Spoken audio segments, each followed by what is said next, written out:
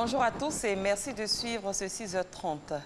Un conseil des ministres s'est tenu hier au palais présidentiel sous la présidence du chef de l'État, le président Alassane Ouattara.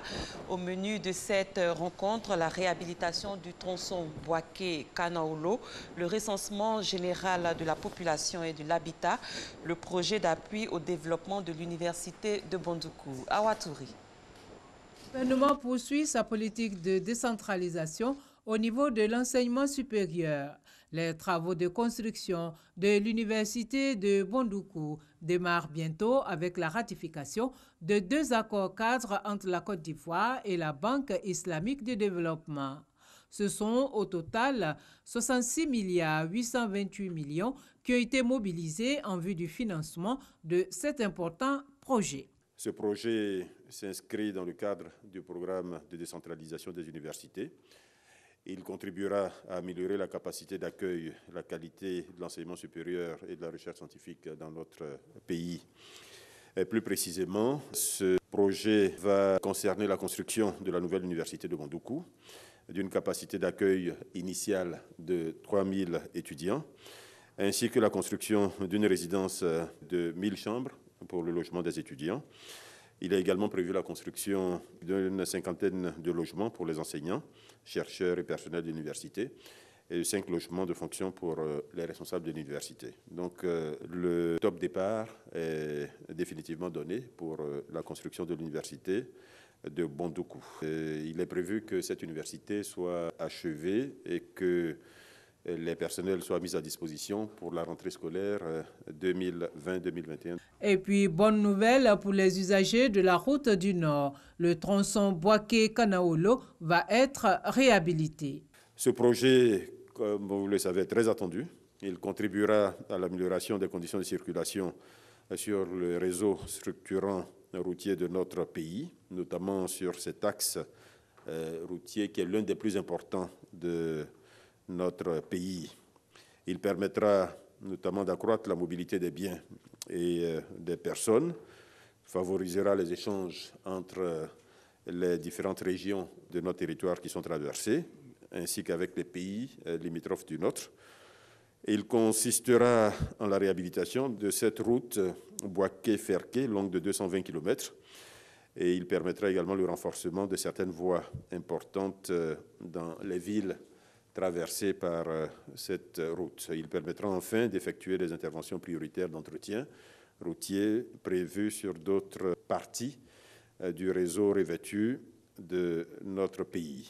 Le Conseil des ministres a également décidé de lancer en 2019 une opération de recensement général de la population et de l'habitat. Le recensement de 2014 s'était heurté à un certain nombre de contraintes qui ont malheureusement impacté les résultats de l'opération de 2014. Pour pallier aux insuffisances qui ont été notées lors de ce recensement de 2014, il a été recommandé la réalisation d'un nouveau recensement en 2019 qui permettra de prendre en compte le contexte et le suivi des performances économiques et les investissements actuels réalisés au niveau des infrastructures sociales dans le pays, de façon à obtenir une base de données cartographiques géoréférencées et une base de sondage plus fiable pour les enquêtes intercensitaires.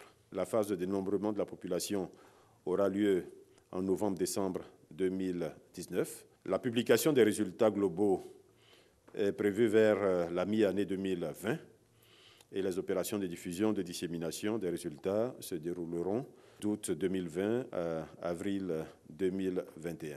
Autre décision de ce conseil, l'ouverture d'une ambassade au Qatar. Le prochain conseil des ministres est prévu pour se tenir à Yamoussoukro le 27 juin. Les Ivoiriens se heurtent aux propriétaires de maisons qui réclament 7, 10 voire 12 mois de caution.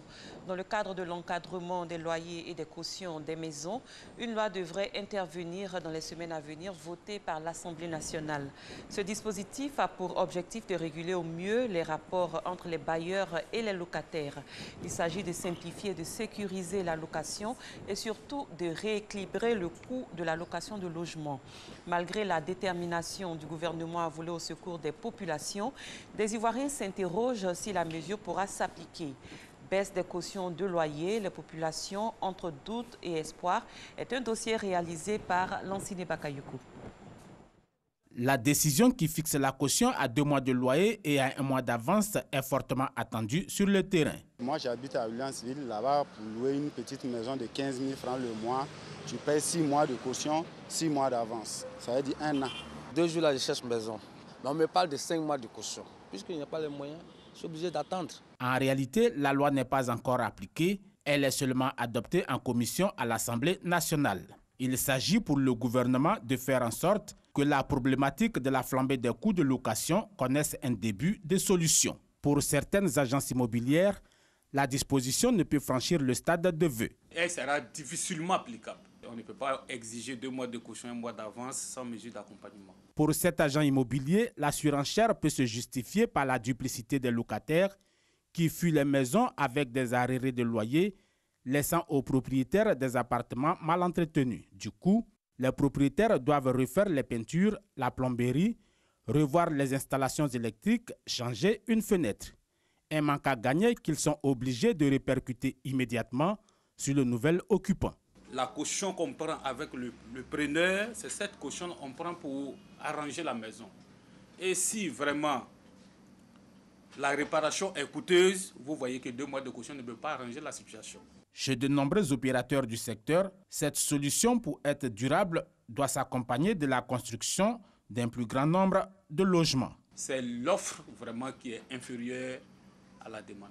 Quand les demandeurs sont nombreux, ceux qui proposent plus, c'est eux le propriétaire voit. On doit toujours vraiment travailler dans le libéralisme dans ce domaine-là. Même si le libéralisme doit commander le marché, il est à observer une dose de mauvaise foi dans la chaîne, notamment au niveau des intermédiaires. Il y a certains propriétaires qui ne sont pas informés. Cette faute, ça vient à l'intermédiaire.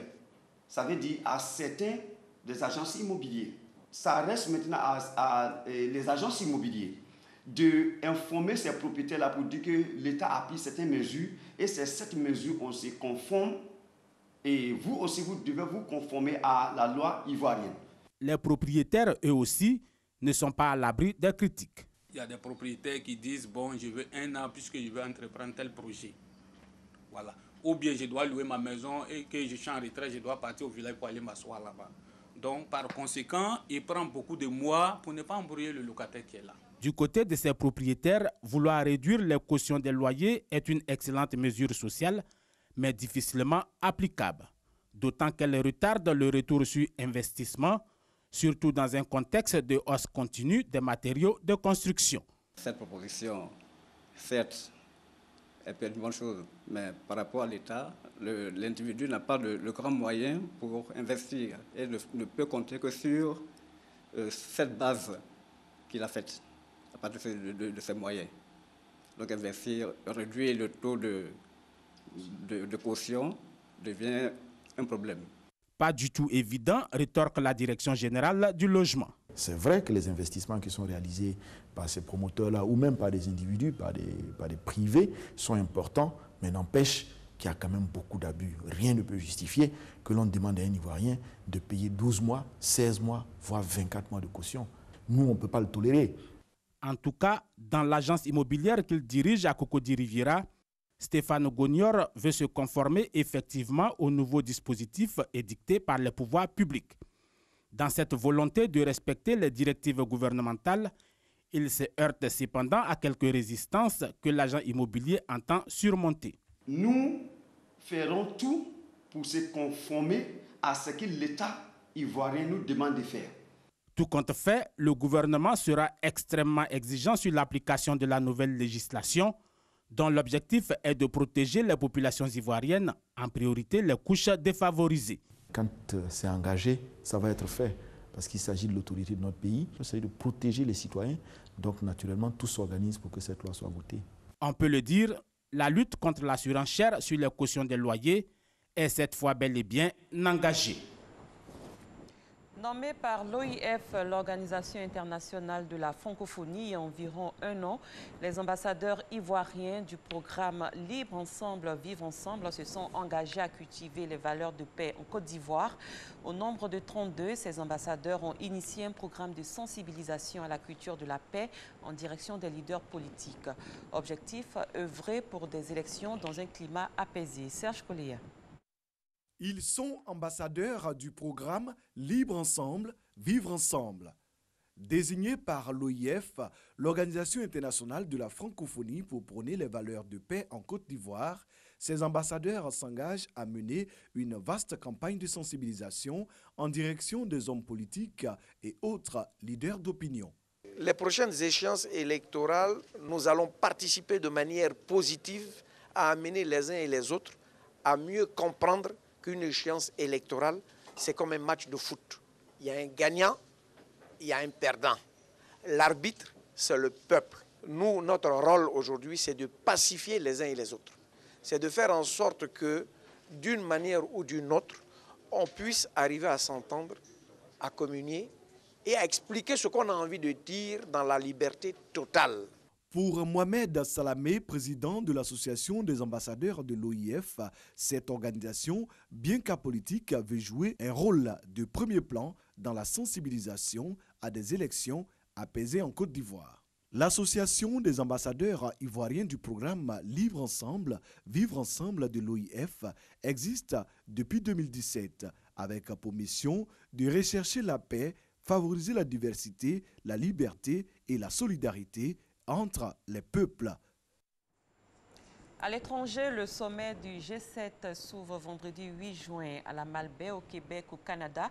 Les discussions devraient porter sur la guerre commerciale déclenchée par le président américain Donald Trump avec de nouvelles taxes douanières sur l'acier et l'aluminium.